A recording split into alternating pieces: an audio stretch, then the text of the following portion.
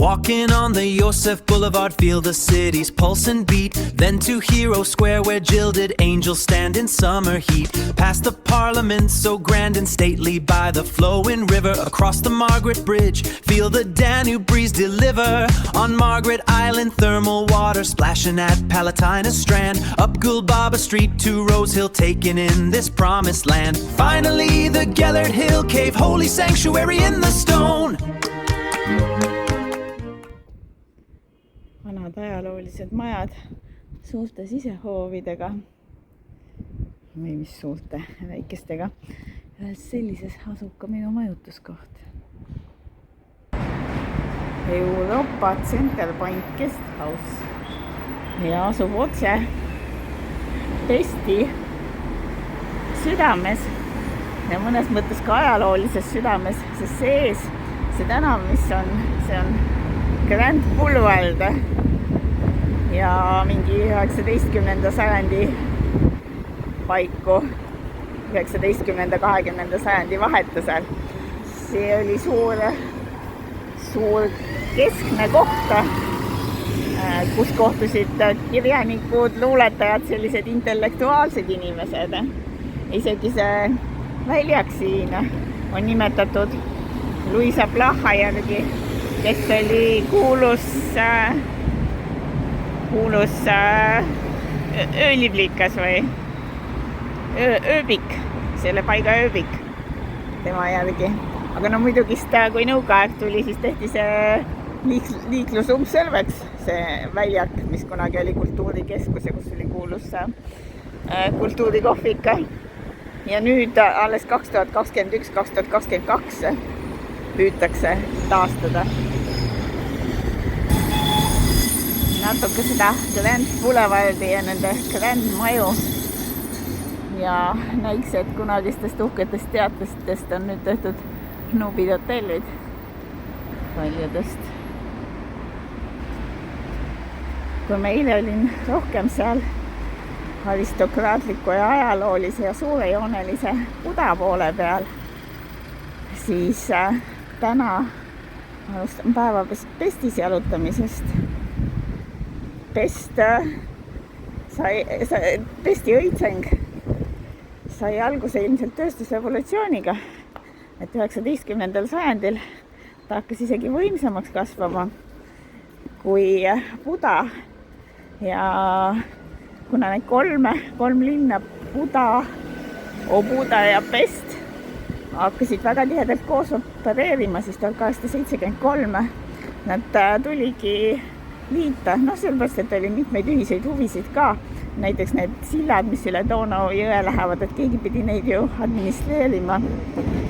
Ja kokkuleppele tuli jõuda, väga keeruline oli kuni 3 eraldi linna ja siis igalühel oli oma valitsus. Ja teine asi muidugi ka, et 19. sajandil see Austria vastu hakkasid siis meeleolud tekkima ja Ungari ei tahtnud enam Austriaga koos olla. Ja siis nagu Viinile konkurentsiks tehti suur linn Budapest, et pandi kolm linna kokku. Austria ja Ungari ühine riik tekkis ja siis oligi Viin ja siis oli Budapest võrdne partner. Vaat kus värviline maja. City Park. Midagi seeriast, kust kohalikud sporti tegemas käivad.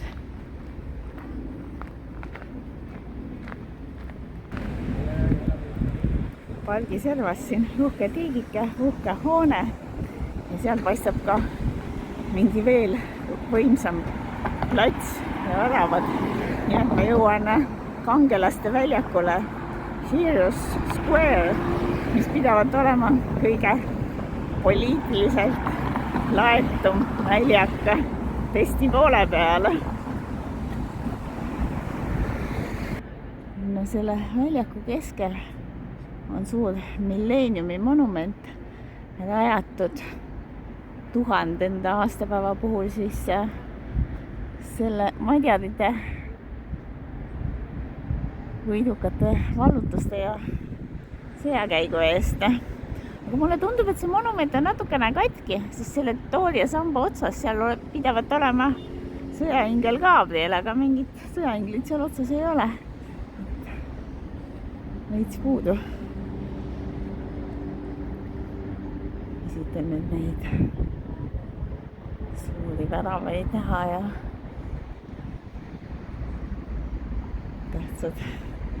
tähtsad ilmselt tolleaegsed mingisugused sõdurid või tegelased.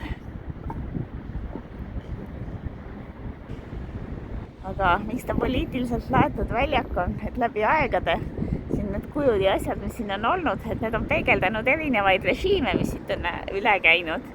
Austria ja Habsburgid ja muidugist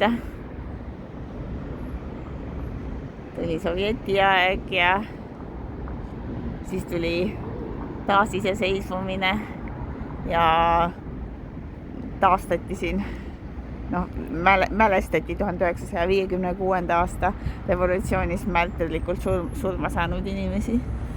Et see väljak ühendab 1,2 ajalugu. No siin on näha see infokiri sellest Gabrielist, sõjainglist, kes seal tipus peaks olema. Ja ta muutus ohtlikuks, oli 5 meetri pikkune pronksi statuut, aga kriitiliselt ebaturvaline, et kellegi selle 5 meetrise pronksi statuudiga pähe ei saaks, siis viidi ta parandusse. Praegu näeb siis terve krempel välja niisugune. Minu ees see ilmatum suur maja on nüüd Ungari parlamendihoone ja ta olla maailma suuruselt 3. parlamendihoone. Ehitati 19. sajandi lõpus, 20. sajandi alguses neogooti stiilis ja mingeid elemente on neorenessanssist ja väidetavalt olevat Westminsteri paleest inspiratsiooni saanud. Originaalis või ehitati ta 2-kojaliseks. Ja idee, miks niisugune suur hoone ehitada, tuli sellest, et Buda ja Pest ja Obuda pandi kokku ja siis oli vaja uhket suurt valitsemise kohta. Ja meenutas Ungari arhitektuurilisest kuldajastust. Siin on miskisugune memoriaal ka kõrval. Parlamendihoone otse Donau jõe kaldal ehitatud. Neid tähtsaid hooneid ikka armastati siia vasakule ja paremale kaldale ehitada. Et sealtki paistavad Buda poole pealt teised tähtsad hooned. Ja kõrvuti kuldajastu arhitektuuriga seisab siin üks märksa süngem memoriaal. 60 paari raudseid kingasid. Ja siin 1944–45 fašistid panid seisma Ungari juudid ja teised vastuhakkajad ja tulistasid nad otse siia Danube jõkke.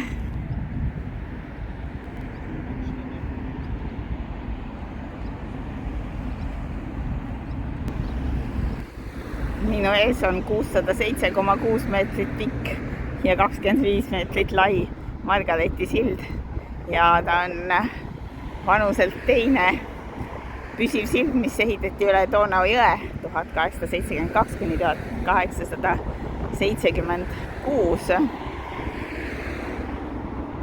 Omaette siukene inseneeria ime on muidugi seda teise maailmasõja ajal pommitati ta ära, lasti õhku liiga varakult olevat plahvatanud ja paljud tsiviilisikud, 100 olevat surma saanud.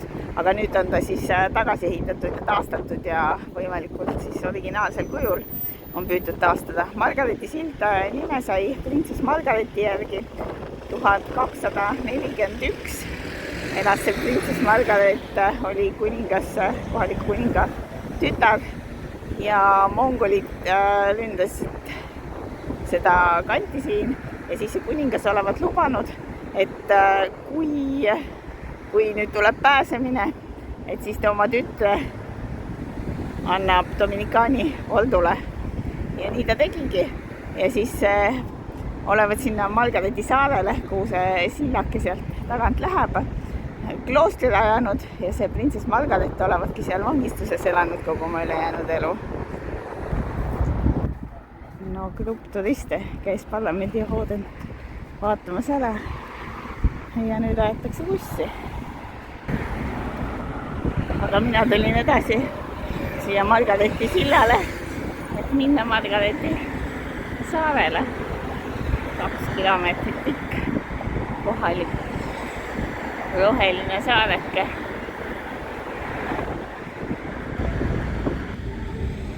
Paistab nagu ilus vastuvõtt saarele. Lilled ja mingi mälestusmärk ja mis iganes märk, skulptuur. Ja laulavad seal ka.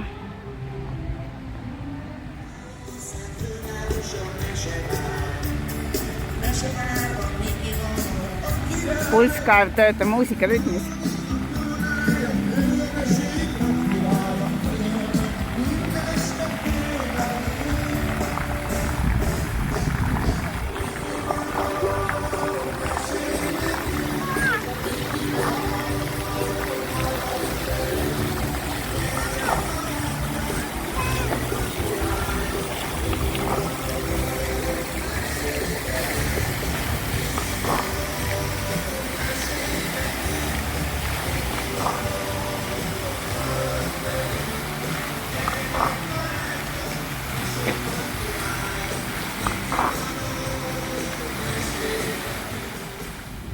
No siin on mingisugused bussipeatused ja müügiputkad ja suur hoone ja see on Palantinuse spa hoone.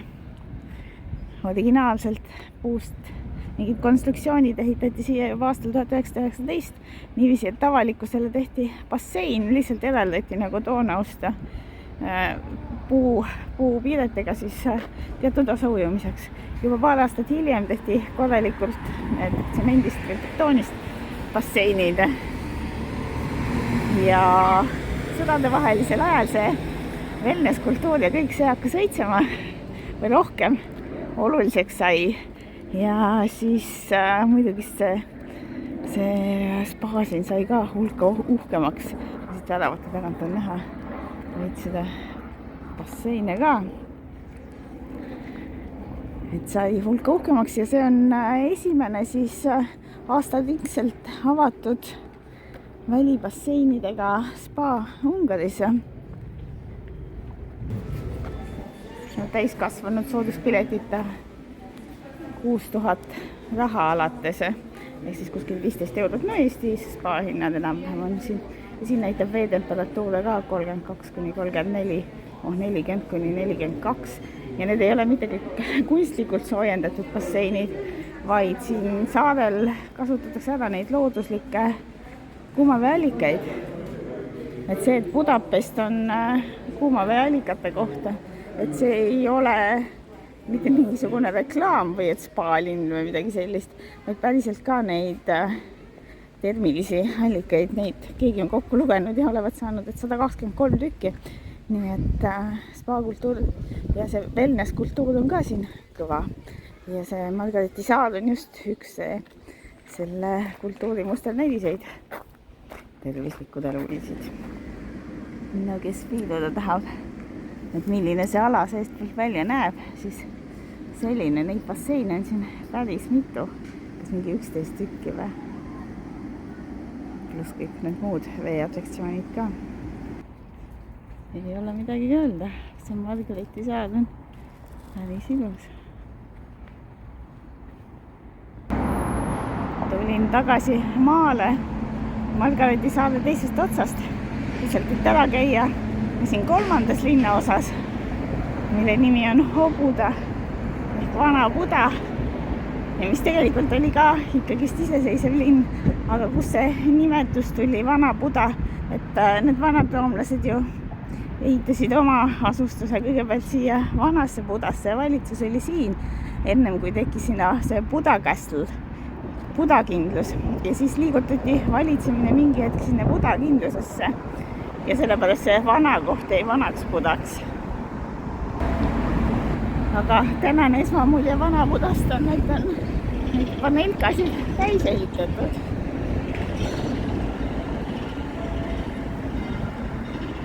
kell lööb 12 keskpäev.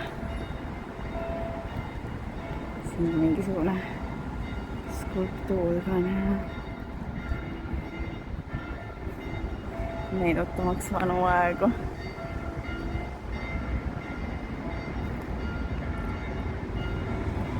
olen taas tagasi Budas ja see tagasihoidlik, silmnähtavalt tagasihoidlik tänav, kivine ja treppidega järsult üles mäkke, see on Gülbaba tänav ja Gülbaba, et kui kõlab natukene nagu Türgi moodi, siis nii see ongi.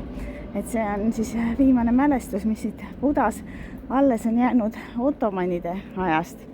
Ja Gülbaba oli siis 16. sajandi poeet ja filosoof, kes saabus siia koos ottomanide toonase sultaniga ja väidetavalt talle olevat meeldinud roosid ja ta olevat siia kanti roose istutanud, mistõttu see küngas, et see on ka roosiküngas. Siin väike tagasivaade siis sellele üsna jälsule ja käänulisele tänavale, päris liiketeine, aga tulla annab, sest üles mäkke. No siin on selle samase Gülbaba haud. Isegi Türgi sultan olevat tema matustel käinud. Ja siin on ka väikene vaate platvorm linnale. Mõistab, et inimestele meeldib siin pilte teha. Miks ka mitte. See on siis Buda ja üle vee pest. Ja paistab, et ehitustööd käivad.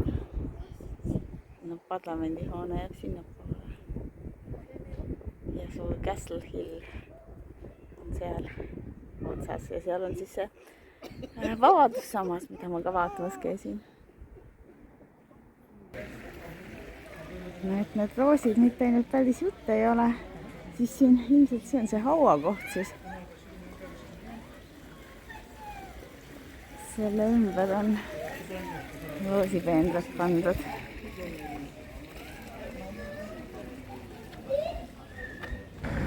Siin Buda kindluse jalamil on üks teine või järjekordne kuldajastu arhitektuurinäidis 18. sajandi 70-ndatest, 80-ndatest neorenessansi stiilis ja pidi ta sujuvalt siis selle kindluse ühendama tänase päeva elu ja meluga.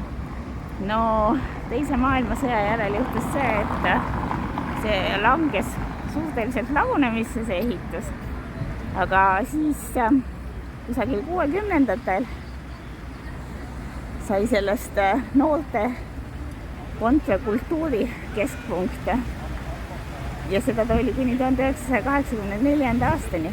Siis jällegi natukene aega vaikelu ja nüüd 2010. aastatel siis ta on oma endises hiilduses taastatud. Ma ei tea, kas siia kaevu peaks õnne münte viskama või?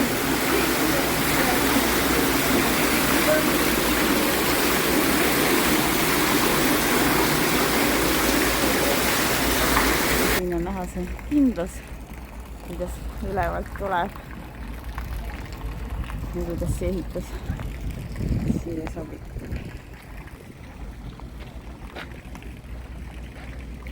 Kaunis aiake tehtud. Siit Vabaduse samba jalamilt üle selle Vabaduse silla lähen pesti poole tagasi ja sellega siis ring tänaseks tehtud. Tee peal sõidab miski huvitav laevuke. Paistab nagu aululaevuke. Panen suurenduse peale talle.